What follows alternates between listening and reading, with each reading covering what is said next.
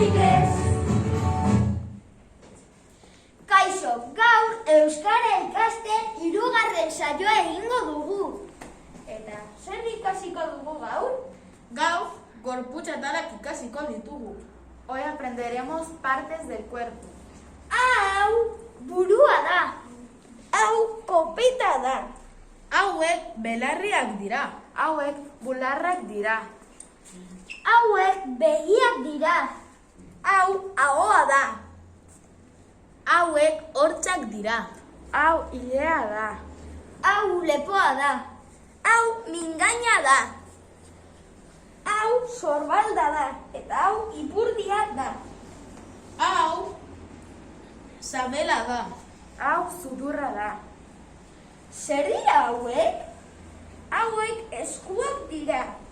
Frank, zer dira hauek? Hauek hankak dira. Rocío, zer dira hauek?